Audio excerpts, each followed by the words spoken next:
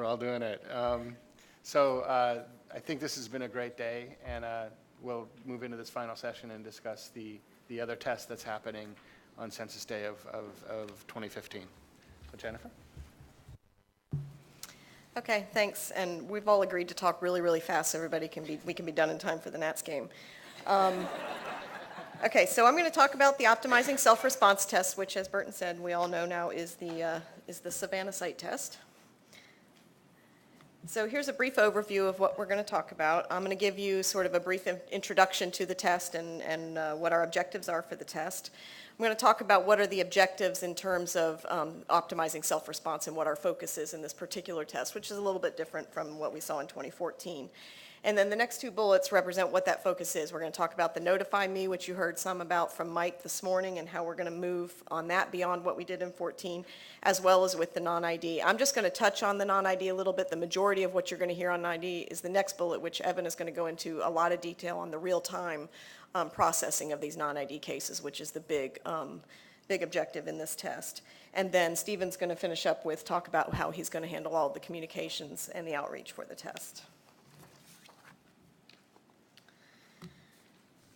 So just as an introduction, this test, obviously by its original name of the Optimizing Self-Response Test, is going to focus on our strategies to optimize and increase overall and internet self-response for the 2020 census. This is just a self-response test. We will not have a non-response follow-up component to this test. That will be in the Maricopa site, which you just heard about.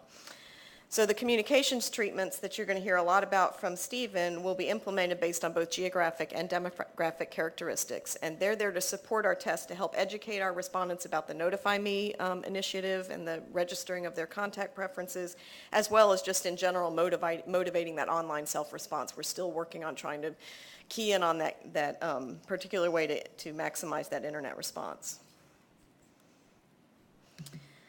So some information about the site.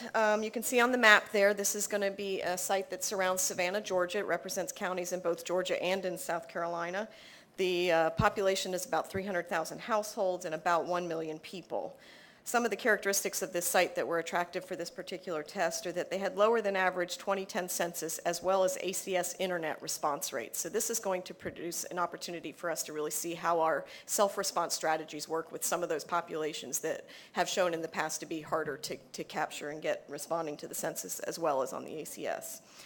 We have the ability within this site to segment the population by those hard-to-count characteristics, which is really key to the communication strategy. They really need to figure out what are the best methods for motivating those sort of hard-to-count populations to participate in the census, and in particular in the self-response component of the census. The site had internet penetration at least as high as the nation, so that's good given our push to internet. We wanted to make sure that we had a site that produced that opportunity for people to use the internet. And then finally, it is a medium-sized market. So key here is that we needed it to be large enough for the communications director to be able to test some of their new methods and tools, but it needed to be small enough so that we could contain it and prevent too much bleed over, which might generate too much load on our systems and be able to help us to be able to control the message that we're trying to put out there. So you see some of the data there under there has 20 counties in the site, which puts it at 92 out of 210 media markets, so it's right there in the middle. Okay, so what is our focus with optimizing self-response? Our focus in this test are going to be the two components that we know as Notify Me, which is engaging the respondents early and getting them to provide us with their preferred mode of contact, whether email or text message, as well as this non-ID internet response. As you heard from Deirdre earlier today, those are the two key components from within the self-response area of our design decisions next year, so we need to use this test to learn as much as we can to inform that design decision. It is not a test, which is how it's a little bit different from 14. This test is not going to focus on contact strategies. We'll see some of that in the national test later on next year.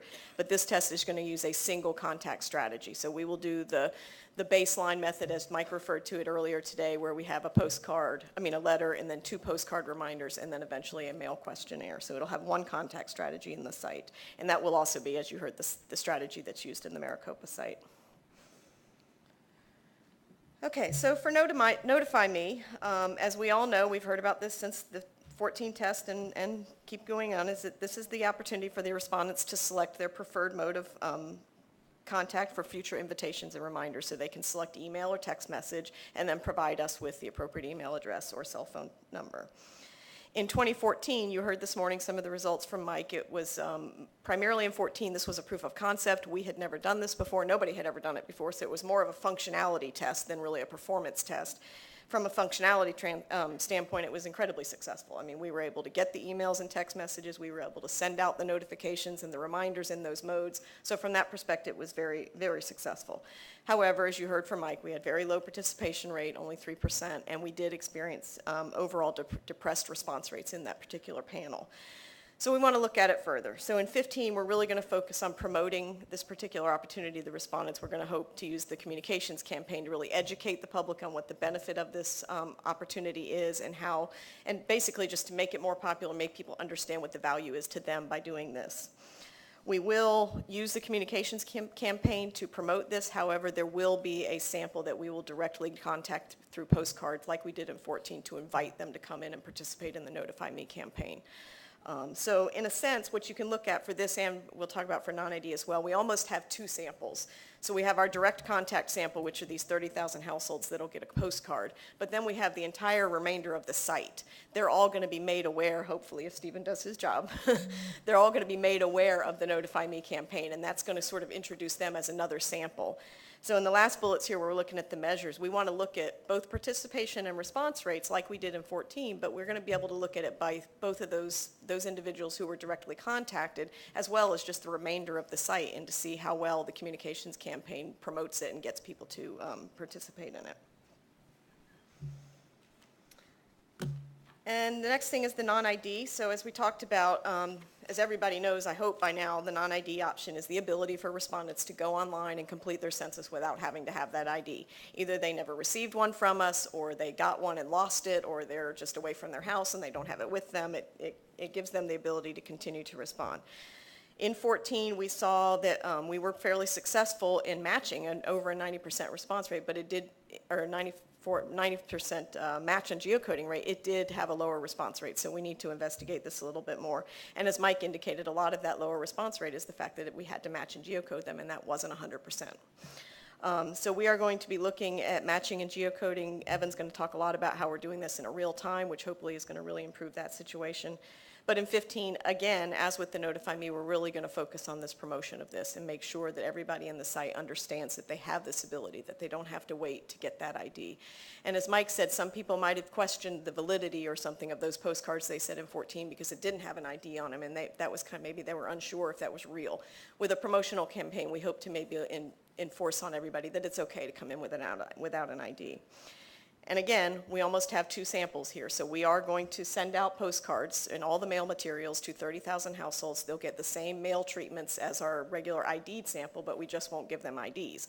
So they'll get all of that contact on top of all of the promotion and the advertising. And we'll be able to look at that group of people in addition to just the remainder of the site who just gets the promotion and the advertising.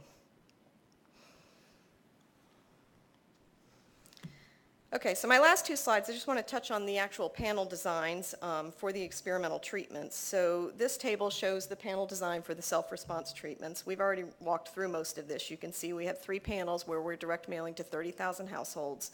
The bottom panel is the Notify Me panel, so it obviously has a contact, what we call contact number 0. So that will be their invitation to come and go into the Notify Me site and provide their preferred mode of contact. Obviously, households that receive that notification may or may not, what we call pre-register. If they don't pre-register, then they'll just default to the standard mail strategy. They'll get their letter and their postcards and eventually their mail questionnaire. If they do pre-register, they'll follow that same contact pattern, but they'll get it in whatever mode they chose. Obviously, if they chose email, they'll get all of their contacts in email or text until that last contact, when they'll get the paper questionnaire just like everybody else. Now, because the Notify Me site will be, promoted throughout the site, we might get lots of people to come in and pre-register even if they weren't in the 30,000, and then they'll get the same thing. They'll get that same treatment in email or text or whatever option they choose. The first 2 rows are the mail I guess you could call the mail-out panels. These are the ones, 30,000 of them will get the letter and the postcards, and they'll have an ID. So that's the standard mail internet push that we do normally in the census as well as in ACS. And then the second panel will get that same treatment, but their materials won't have any IDs on them. The only other thing I want to just point out here on this table is that first postcard, that reminder, that will be a blanket reminder, so everybody will get that. The last two contacts, the second reminder and the mail questionnaire, will only go to households that haven't responded by those particular cut dates. Okay, and then this last table, which I think you'll see again later in Stephen's presentation, and I'm not going to touch on many details here because Stephen's going to cover that completely for you, but just from a methodological standpoint, this just illustrates that for the communications campaign, there's going to be basically a strategy of looking at both the saturation level of the advertising in terms of the amount of money spent in particular areas, as well as whether or not we use the targeted digital, and Stephen will go into a lot of detail. But what you can see from this table is that the site will be blanketed with traditional types of advertising, so your earned media and the newspapers and that kind of thing, but you'll hear a lot about these strategies from Stephen. So now I'm going to hand it off to Evan, who's going to talk about the real time.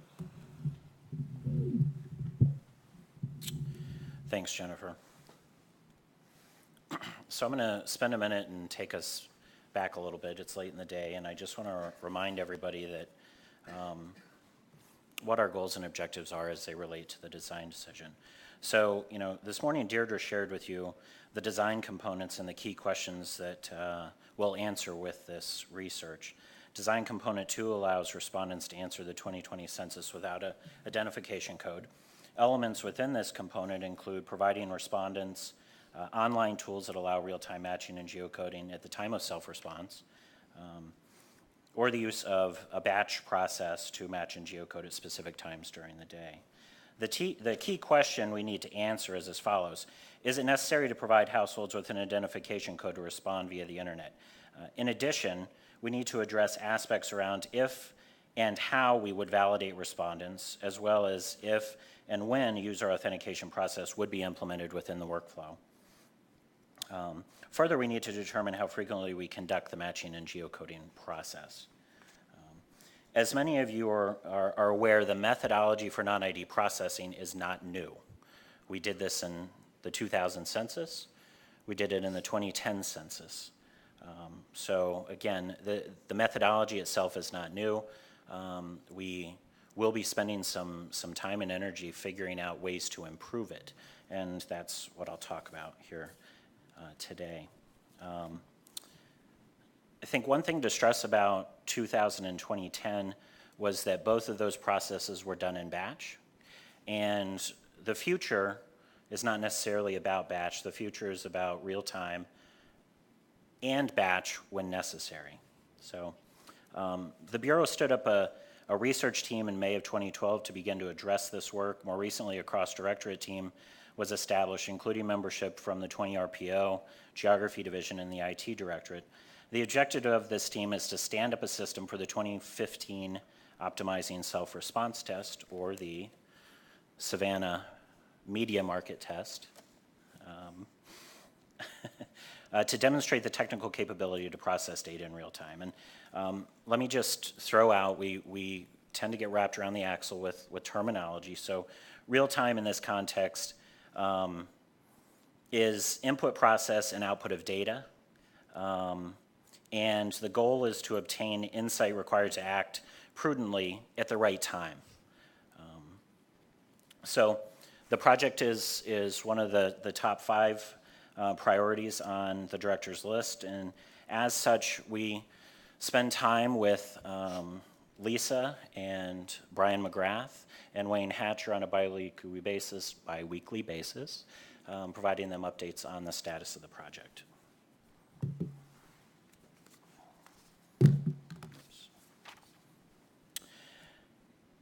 Internet self-response gives the Census Bureau an opportunity to research groups who are sometimes more challenging to engage, and the option to respond without an ID is a critical component of the self-response vehicle. As part of the internet self-response process, we believe benefits can be yielded from matching and geocoding during the engagement with the respondent. Specifically, before the respondent completes the questionnaire, our goal is to determine if their address matches to a block geocoded record already within our inventory. And if not, ensure it's assigned to the correct census block for data tabulation.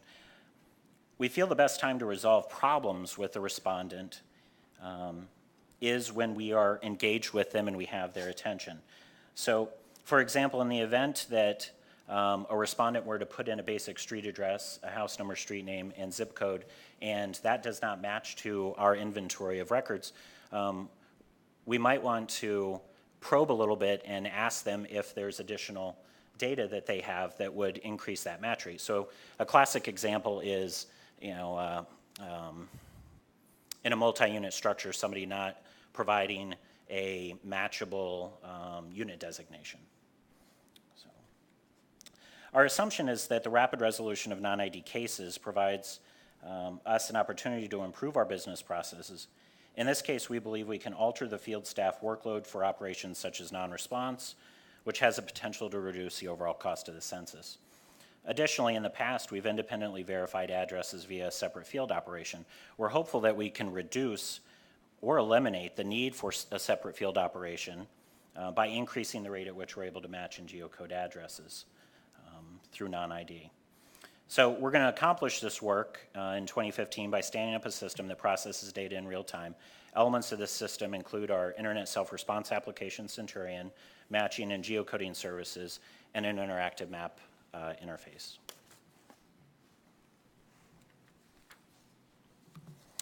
In addition to building a system which will allow us to engage the respondents in real time without the need for an ID, we also expect to learn a number of other things during 2015.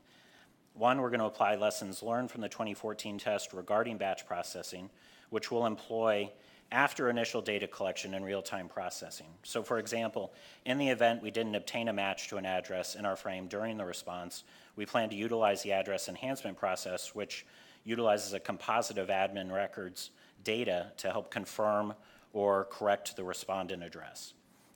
The second thing is we'll also stand up a small-scale effort at headquarters to manually match and geocode cases that automated processing can't resolve.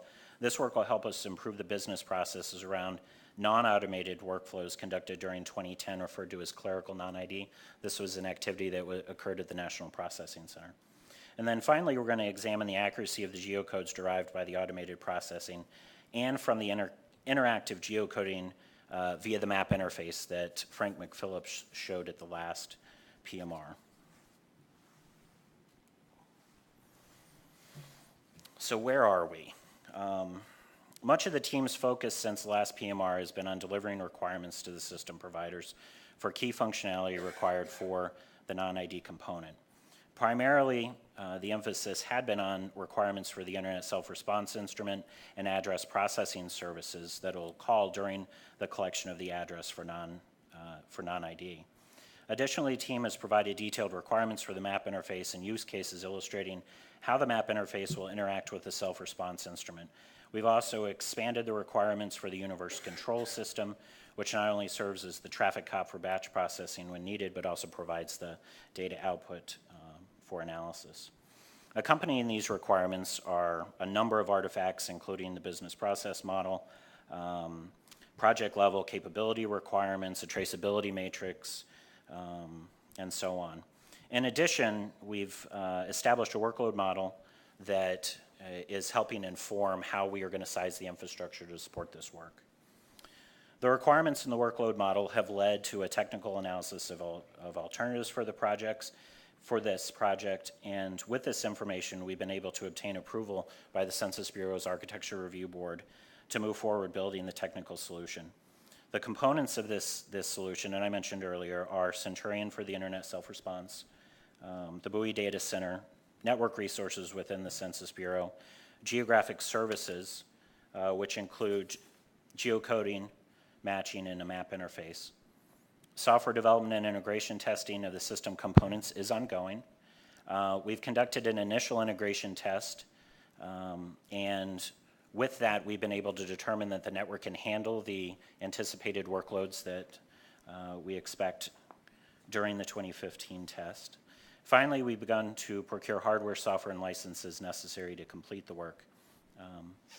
Like all projects at the Census Bureau, IT projects, this effort is following the enterprise system development lifecycle.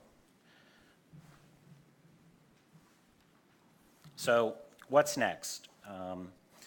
The developers will continue to refine and integrate their applications. Performance testing in November and December will determine how the system performs in terms of responsiveness and stability under the modeled workload.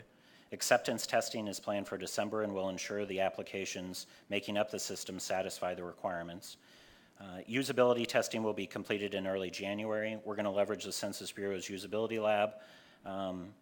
In addition, we're looking to engage with some external experts on usability.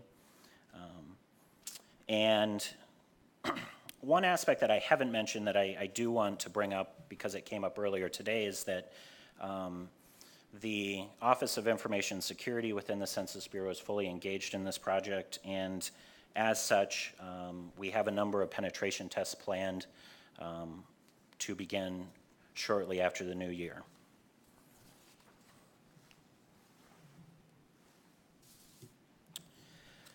Finally, I'd like to take a couple of minutes to talk about additional work we're focused on for non-ID processing in the future. This isn't necessarily focused on the 2015 test per se. The option to self-respond without having to provide a census ID requires a mechanism to ensure non-ID respondents are really who they say they are.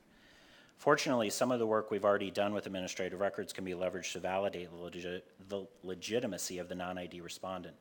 Specifically, we can compare respondent-provided data, name, date of birth, address, to the data found in the ADREC composite that we've already used for respondent, the ADREC composite we're already using for respondent address enhancement and detect problems accordingly.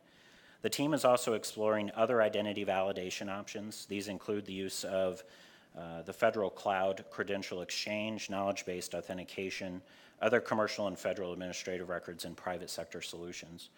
One example of the last is work that MITRE is recently begun engaging on, and one of their goals is to demonstrate viable solutions for public-facing agencies to use the identity to identify a person who's interacting with the government via the internet when the person does not have a pre-assigned ID. So we're talking with them about ways that they think that we could do this. In addition to the work we're doing to stand up the systems and research options in the respondent validation space, we're also looking at ways to improve the business processes for non-ID in the future. We plan to use tools that are available to us like the RFI process, challenge.gov, to engage with industry to find out how do they think we could crack this nut in the future. And we're also developing a real-time non-ID roadmap, which includes an examination of a technical approach of moving these different systems to a cloud-based environment.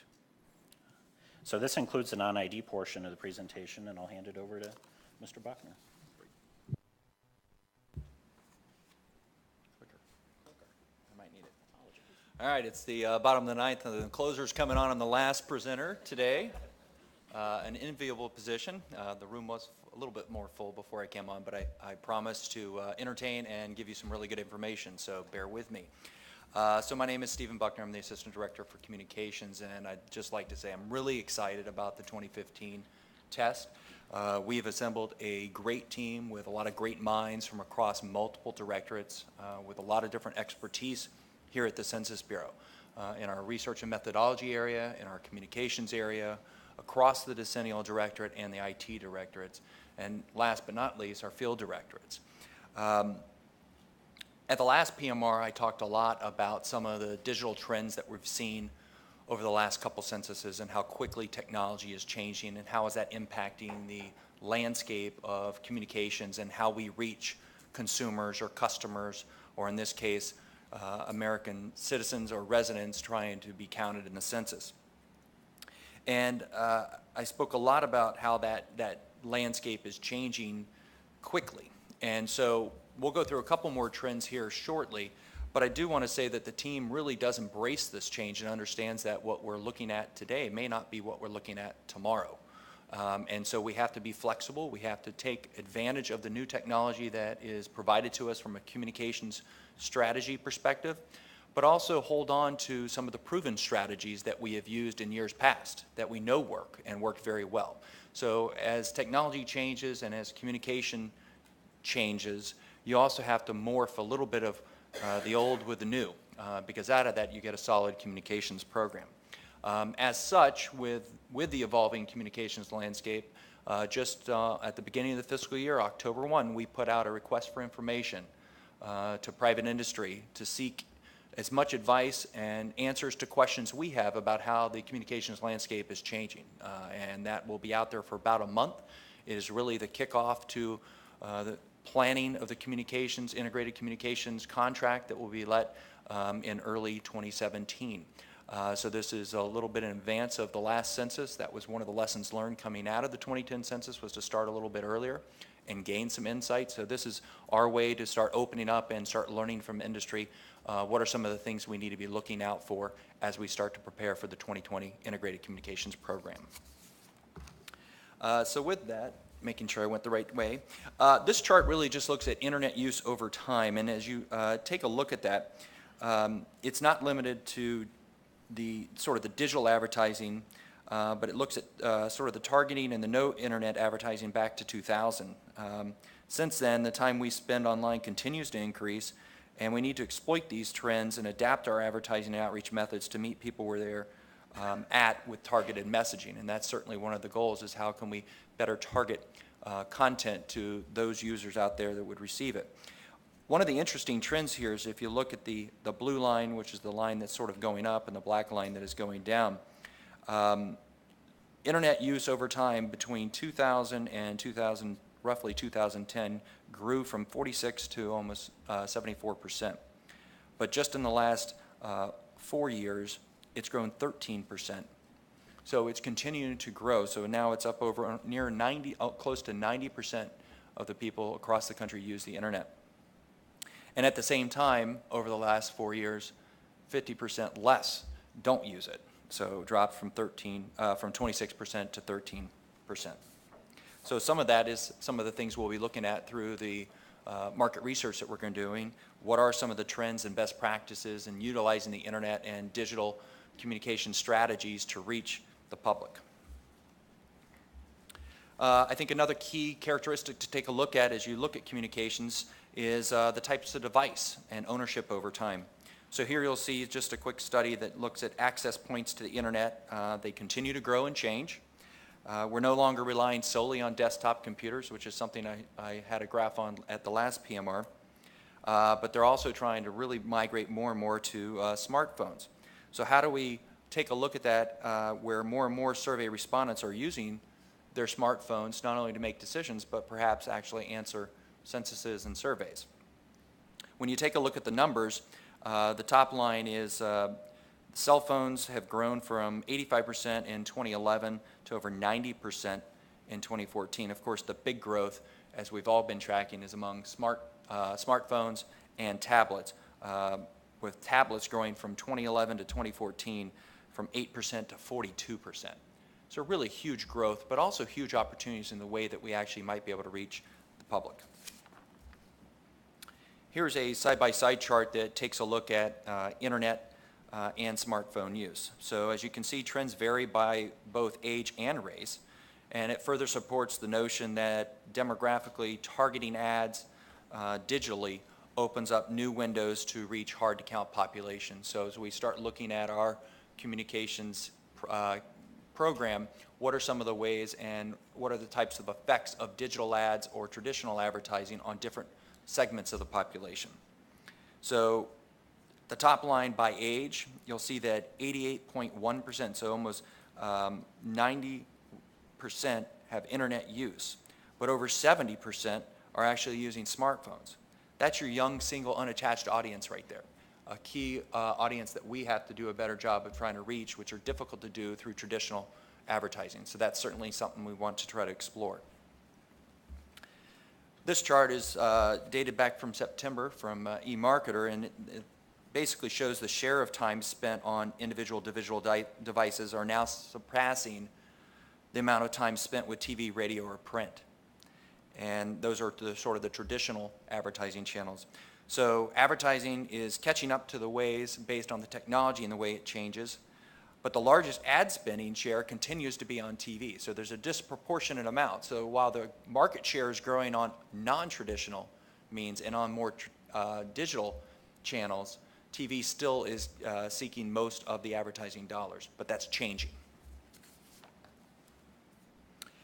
So Jennifer touched on the objectives of the test. So let me just briefly talk a little bit about them. I think the site selection was very key to coming up with the communications research that we wanted to be able to do. So working with the Decennial Directorate, we looked at a range of different media markets. Medium-sized media markets just give you a much more efficient way to test some of the strategies and things that we want to look at digitally and through traditional advertising. For instance, to get the same level of impressions in the Savannah media market using digital advertising, we would have to spend just 7% of what it would cost if we were to do the same type of advertising in the Chicago media market, which was one of the top media markets. So 7 cents on the dollar, we can get the same type of impressions in a medium-sized market as we can in a very large, top-tiered market. So I think that's really key, but it also allows us to take a sample of the population in that media market and be able to extrapolate it to other population groups across the country. So what does our timeline look like? Of course, all of our plans right now are preliminary at this point and will become a little bit more concrete once we have the final funding levels for FY15 and we begin to work with our contractor to come up with the actual strategies in terms of looking at traditional and digital advertising.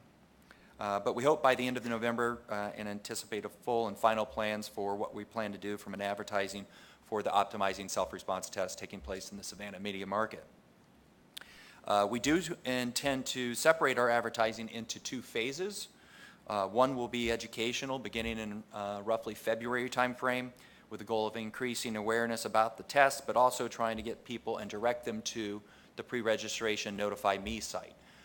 This is right in line with what we've done in the last 2 campaigns, 2010 and 2000, where you had sort of a pre-awareness phase, followed by an awareness phase and a motivation phase to try to get the American public to respond to the census. So we'll be doing that. And then towards the end of March, once the systems become online that you can actually be counted with the target date of April 1st, Census Day, we'll implement our motivational campaign that's promoting sort of the test to get people to motivate to respond online. You'll see those sort of charts throughout the timeline there. In June, of course, we'll start the evaluation analysis, start looking at recommendations and any lessons learned that we can carry forward into the next test. And I say that this is really key in terms of understanding things going into 2015, but also don't forget anything that we find here or other ways we might want to be able to employ some other tests within ongoing surveys like the American Community Survey. There are certainly some opportunities there between now and the census to do some further testing around the communication strategies we hope to hone for the 2020 effort. So when we talk about an integrated communications model, I think this chart does a really good job just throwing a couple of different buckets. They're represented in circles here. The line sort of shows sort of a leveraged versus a traditional model. The red circles are your paid advertising channels, and starting from right to left, the bottom is direct marketing, advertising and PSAs, online and digital, general and targeted. And then the light pink appears, although I am a little colorblind, so somebody may have to correct me on that, the earned media or stakeholder outreach components, media relations, partnerships, stakeholder outreach, and events. So this just talks a little bit more about the surround sound that you create in a test environment or in an actual communications campaign. The paid side complements, it provides you a broad awareness, it gets the impression levels up, but the earned media and earned outreach goes and tries to hit much more targeted areas. I'd like to say at this point, though, we're really excited for the 2015 campaign to be able to be working with Stan Moore and his vision of partnership strategies. He's been tasked with helping us come up with an outline and strategies moving forward about partnership and how we might think about it for 2020. So we're going to be working hand in hand with him and his team to make sure we come across with a very integrated approach moving into 2020. So here's the proposed panel design that Jennifer had mentioned briefly, and I'll go through a little bit. So in addition to having advertising activities throughout the entire media market to support the test, we're also going to divide the market into 4 comparable panels to conduct additional testing that enables us to learn a little bit more about the effects of targeted digital advertising versus non-targeted digital advertising, as well as between high and low media saturation levels. So the distribution between the panels will take demographic characteristics and our audience segmentation model from the 2010 census into account. Currently, we also propose the use of reminder phone calls within the 3 or 4 panels where potential respondents will receive pre-recorded message from trusted community voices. So you'll see the different panels. We're going to hone these as we get a little bit closer, but you can see how the high spin saturation levels on the targeted side, on the targeted digital, will give heavier digital advertising and some reminder phone calls, whereas the low spin areas and panels won't get those reminder calls and will have a much lighter footprint from a digital and a targeted. So what are the benefits of digital advertising? There are a lot of them over what is a traditional model. Although traditional advertising will always be part of the mix, there's always new ways to reach people, and online advertising has some really unique ones. So these bullets, I think, are pretty self-explanatory, but they're certainly less expensive in terms of being able to get digital content out and in front of people. The scalable budgets, based on the funding that you have, you can really come together and pull together a program to reach a certain level of saturation based on the funding.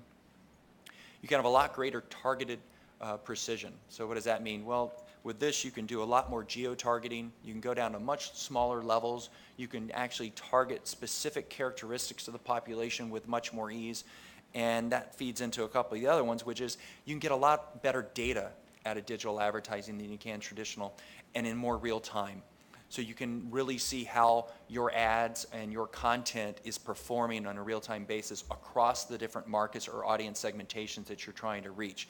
And I think those are really some of the interesting things that we're excited about because that's something we weren't able to do in 2010. The technology really wasn't there at that point.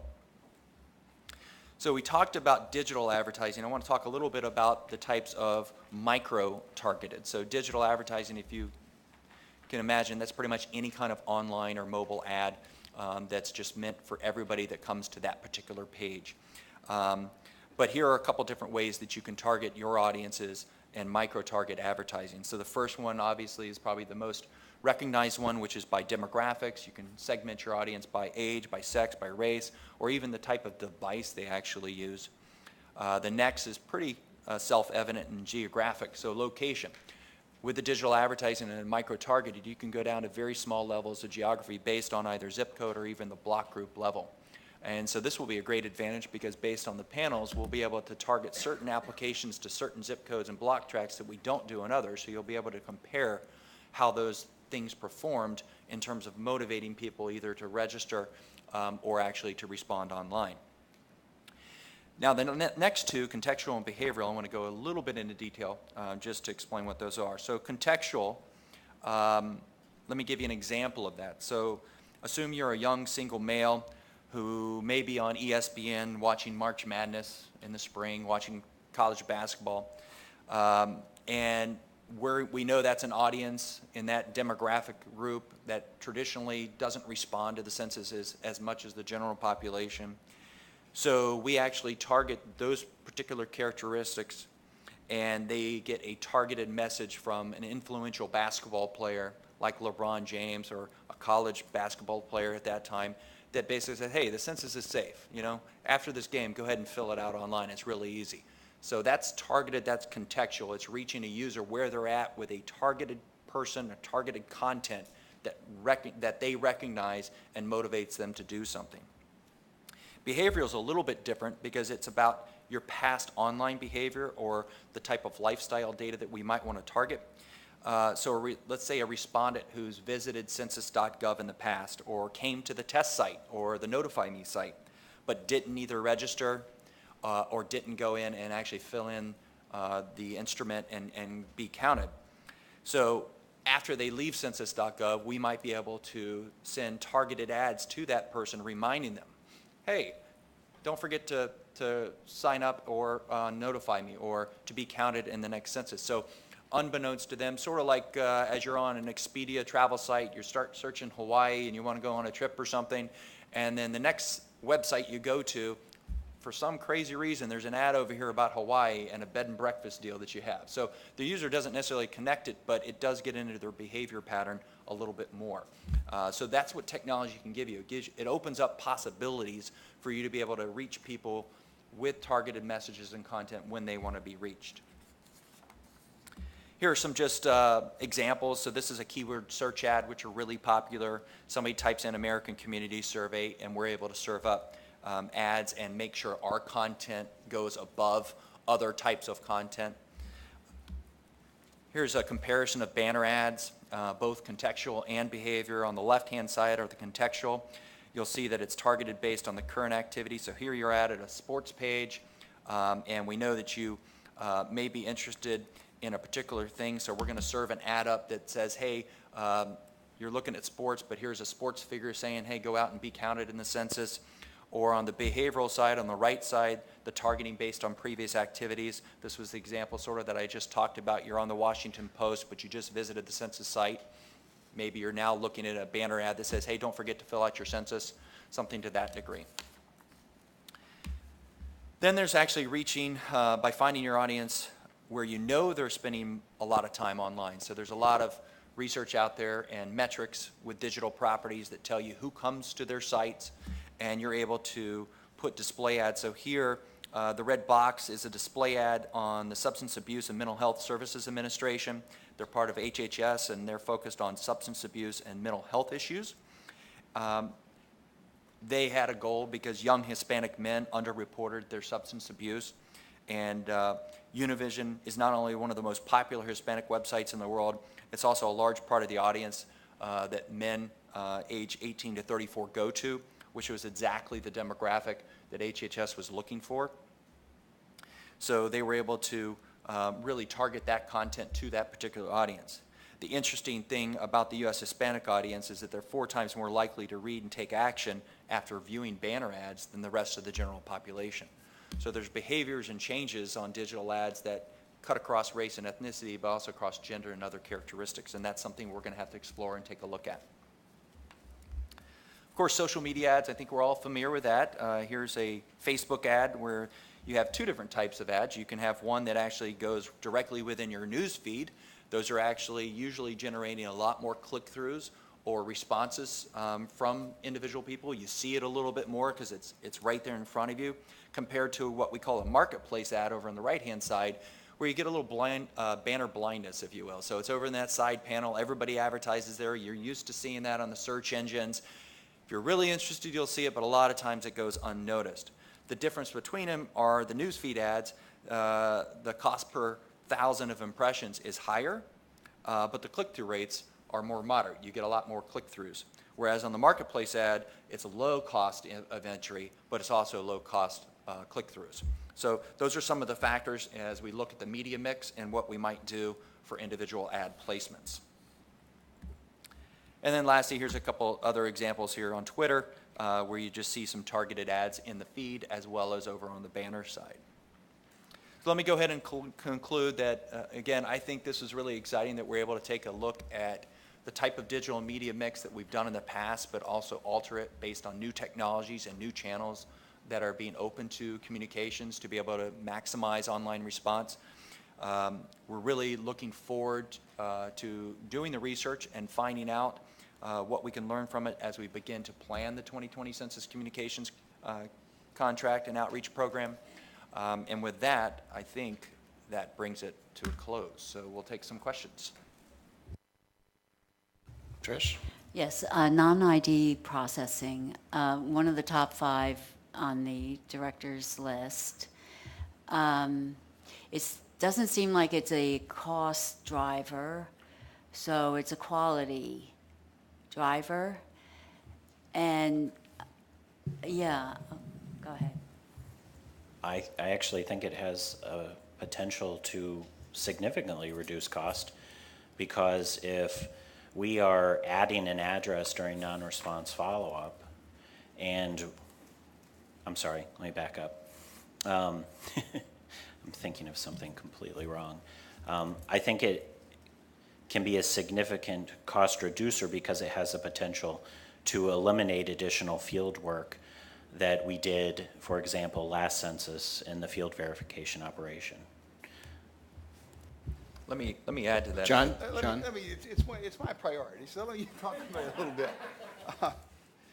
I think it has tremendous potential to reduce costs by, if you look at what Steve showed you on some of the digital advertising and things, we have the ability to reach people now at various different times and locations, and if we can make it convenient for them so all they need is a smartphone if they're motivated to respond, then we're going to get a lot more self-response from population groups than we ever did before, from certain population groups, and that will dramatically reduce the cost of having to run out and catch them. But the hard part is, like Evan said, is the authentication, validation, unduplication, that kind of thing. But I think it has tremendous potential. Okay, maybe I'm correlating it too much with the Be Counted last decade, where I picture the person who does not have a valid address, maybe they have a hidden unit kind of situation, and so they want to be included in the census, and they go out of their way to either get a Be Counted form from a site last decade or get online and try and figure out how to navigate this verification process. I guess I'm confused then. Are you trying to include the people who probably aren't going to pass very much validation or not? And if not, I just would like to know that. I'm thinking of the hard to reach, the hard to count. Let me speak to this. I think that the goal with non-ID processing is that we believe that if we can figure this out, we can allow anyone anywhere to respond to the census easily and quickly, so that they don't have to find a postcard that has an ID on it and type an ID. They don't have to have registered beforehand so that we can give them an ID. They can be sitting on a metro car on their way to work and say, I got to respond to the census, pull out their smartphone and go ahead and respond to the census. Or as John said, we can target to them, or envision a partnership specialist being able to say, come on, let's all respond to the census right here, right now. And they don't have to fill out a form that we have to follow up on in the field. They can just come to us on the internet, come to us on an internet location via smartphone, via a monitor that somebody sets up at a partnership event, where you're actually getting people, you're not getting people to go home and respond. You're getting them to respond right there, real time, in the immediacy of the moment, whether it's an advertising moment or a partnership moment or some other situation where you can just say, I can be at a party with Brian and say, come on, Brian, respond to the census. It's important, do it. And Brian can. If we can figure out non-ID processing, he probably already will have, but other of my friends won't, and so that's the vision there, and that's about not just, it's certainly about hard to count, it's certainly about getting people who aren't necessarily inclined to respond to the census, but it's also about getting a lot of those people who are perfectly willing to cooperate with the census, but have lost track of their form or lost track of whatever postcard we sent them, and can just come online and respond to the census. I think that's the vision here, and I think that by pumping it, what it does is it pumps up self-response, and it pumps up internet response, and in both cases, we believe we save a lot of money.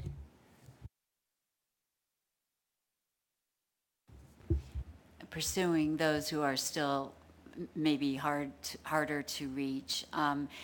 What about languages? Are you going to be doing any experimenting with other languages in the non-ID arena? So our sort of real big push for language research will be in 16, and that's our current plans, is to do that in 16. But yes, the idea is, whether non-ID or ID, that we have some kind of online option even within languages, whether it's be through a Centurion instrument or some kind of a fillable form or something. We recognize that we have to make that online option available in multiple languages in order to really maximize our ability to use that as our response option. So right now, we have the online option obviously available in both English and Spanish, and they can go in through non-ID or ID and have access to that Spanish instrument. And then moving forward, we need to move beyond that and look at other languages as well, and that's our challenge moving beyond 15. So I don't know if this is for Jennifer or Burton, or maybe it's even more for Enrique. I think this is really cool, testing, early in the decade, testing the media and advertising. But I start thinking about, and I'm not really concerned specifically about your test here, or I'm less concerned given the small sample sizes, but I'm interested in terms of the spillover effect on current surveys. So are you coordinating samples so that you're not so none of these people are going to be in any of the current surveys? And what are you telling your permanent field staff about? Oh, so I keep hearing about this thing on the radio or on my internet, and I got an ACS. This must be what I'm being told to do. So I go to this other site and I register for Notify Me, and now I can't figure out why this person is annoying the heck out of me and keeps knocking on my door telling me to fill out the American Community Survey. I went online, I did it. So we had that issue in 14 as well. We got lots of calls in, because our ID number was longer or shorter than ACS, and people were calling in and trying to put their ACS ID into the Census Test site, and there were all kinds of issues. So yes, that's going to be a messaging issue, and we need to work with Stephen's group on making sure that we get those messages out there. Certainly for our direct contact samples, we are unduplicating with all the surveys, so we're not going to mail to anybody that's already in another survey or anything. But there is this additional sort of that second sample I talked about, which is the remainder of the site. We obviously can't unduplicate the advertising from the surveys. So we'll have to work with Stephen's group to make sure that our messaging is as clear as possible so that people understand what we're asking them to do and not getting confused. But inevitably, we'll deal with that confusion when the time comes. I mean, that's why we have, Stephen's area to help us work that. One of the nice opportunities about testing communications and trying to begin to develop a real census environment in testing, and this is for 15, but it's also for 16 and beyond, and it's that it gives us an opportunity to try out different messaging, to try out. This is a problem in the census. You know that as well as I do. Enrique knows it too. Jim Treat knows it too. And so, this is our opportunity to start to learn more about what kind of messaging works to help somebody who got the ACS, who's in the CPS, to understand that the short-form decennial census test, or the upcoming short-form decennial census, is not that survey, and that they're different. So it gives us an opportunity here. And it's also just not blindsiding the folks in field division in Savannah with all this, like, where did this come from? Now my respondents are all... That's important to keep in mind, but we'll be working closely with field and closely with the Atlanta region as we implement this and develop the plans. Hi. Thanks. Just comments. No questions, believe it or not. Although I'll turn the last one into a rhetorical comment. You don't have to really, a rhetorical question, you don't really have to answer. Teeing up on actually something I think Trish was saying, I keep seeing non-ID processing, but the reality is you're going to have bad ID processing, you're going to have wrong ID processing, and these are real issues I know you're probably already wrestling with, but to the extent, I think it'll help in communication sometimes, and to the extent you can characterize kind of the efforts you're working on and how those kind of are separate things, because they're separate. They're going to come from different constituent groups. They're going to come from different, it's just going to be different problems, even though they all kind of fall under probably what you're calling non-ID processing. To that end, I think the second comment, you mentioned the next steps on one of your slides, Evan, about respondent ID validation. Well, you've already got a test bank of that from the 14 test, because despite some of the comments earlier about the notice of visits kind of being delivered properly, we saw that was, more often than not, I think we saw the notice of visits like in multi-unit places, in weird places and stuff. I don't know if the 14 test, if someone could log in with using someone else's ID. I don't know if they were allowed, if it prompted it. I doubt you prompted them with an address, but I don't know how it was handled in terms of whether they could use a different address or they could put in their own address. But I'm guessing that even though the N may be very small, you might have something there that you can look at in terms of did the responses you get match up with the admin records you thought you had for those locations or for that ID.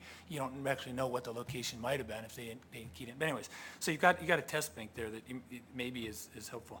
And then for Stephen, if the digital media numbers that you're using and kind of motivating, the trends and stuff really matter. I mean, there's probably data out there on closer to the consumption of media and things that are closer to what the Census Bureau needs from people. So, I mean, I don't know if the media consumption numbers that you're using there are going to drive any decisions in terms of allocation of effort and things like that. But if they are, there might be data out there that's more targeted to not just consumption of ads, but, ads that relate in transactions or the kind of advertising consumption or even using the internet. What do you use it for? Do you use it to buy things or are you using it to respond to civic things or something like that? And the last one, I guess I'll turn this into a question, is are there any eGov or other kind of regulations, policy guidance that you kind of have to be sensitive to in terms of tracking people so that, when you feed them some information, I just don't know. I'm totally unfamiliar with those kinds of things, but it's just something that came up while you were talking. Yeah, Ty, that's something we're definitely in tune with. Other agencies are doing some of those, so there is some precedent, but we want to take a look at those with our chief privacy officer and make sure that we're within that. And even if we can do it, is it something we should do? Does it make people feel uneasy? The VA has been using it in a very popular campaign to get veterans benefits because there's a lot of veterans out there that don't know that they have the right to get some benefits. So they've done some targeted advertising specifically to somebody, let's say remarketing, if I will. They come to the VA site and they're looking around the benefits pages, but they don't sign up or they don't do anything. They go off onto other websites and VA starts hitting them with, hey, were you trying to look for benefits to sign up? Just as a reminder. So there's those types which I think are probably in the better interest of the veterans, but also in the public. But we have to be aware of those, and we have to explore that. That's some of the confidentiality, privacy research we're going to have to look at, and also from a technology standpoint, the cookie policies and things like that. So we're definitely aware of it. Just because you can with technology doesn't mean you can as a government agency. So we'll have to work with you and others to determine that. Yeah, the eGov folks, right? Yeah, thanks. Other comments or questions? All right, I just have a few words as to wrap up. Chuck, if you could put up the slide of the staff slide. I talked earlier today about Frank's move to run the Office of Census and Survey Analytics and our deep appreciation for his leadership in this program. With that move, Lisa Bloomerman now takes over as the acting associate director for decennial census programs. And Melissa Therian, who you heard from earlier today, is the acting program manager for non-response follow-up, including the use of administrative records. So I wanted to just highlight those two moves. And I actually had one more move I want to talk about.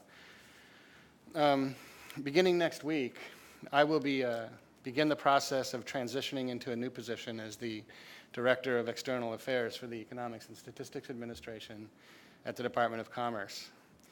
And in making this move, I just want to say that these past 3 years have been remarkable, and I think that we can all be proud of our work. The 14 test has been a great success, and as we analyze the results and turn our sights to the test in 15, we are smoothly on track to make the design decisions by the end of the year. I think that's a credit to us, a credit to Frank, a credit to people across the enterprise who have been involved in this program. It's a huge accomplishment. And I think this is just an amazing group of people who have pulled it off. And for me, it's just been a huge privilege to be part of this team. I want you all to know that I will still be part of the 2020 Census Leadership Team. And I'll just be in a different location with a slightly different focus, but you're going to see a lot of me, and we're going to continue to work together, and I look forward to that. In the years ahead, through 2020, I'm still in your job and you're still in mine, so that's not going to change. But I will no longer be managing the day-to-day operations of the decennial program. With my transition, Deidre Bishop will take over my management duties, and Lisa will be the acting chief of the 2020 Research and Planning Office in the position that I've held up to now. So I can assure you that the program is in good hands. We have a great leadership team. You've heard from many in that team today. Many of that team sits over here to the right. I think that I was so excited watching this program unfold today, where we did an analysis of the 14 test, and then we talked about the path document and the recommendation about address canvas, reengineering address canvassing. And then we did this deep dive this afternoon on the testing in 15 that we'll be doing to get us to those design decisions. I think this is a program that's on track, and I think it will continue to be exciting to me and to be part of it. And so I am excited about my new position, but making this announcement is bittersweet, simply because working with these folks, working with the people that I've worked with in this program on a day-to-day basis, has been a pleasure even as we faced huge challenges. You all are phenomenal colleagues and good friends, and I'll miss the day-to-day interactions, although they'll be still interacting a lot, And so happily our work together continues as we move toward a redesigned approach to conducting the decennial census, and I think that we're just going to all be very proud of this work going forward as we approach the 2020 census. So that's my wrap up. Mark your calendars for the next PMR. It's scheduled for January 9th, 2015. As always, we welcome feedback. And go ahead and send your comments to us or follow up with us. This completes the 8th PMR. 29 quarters to go to get through 2021. So, thank you all very much.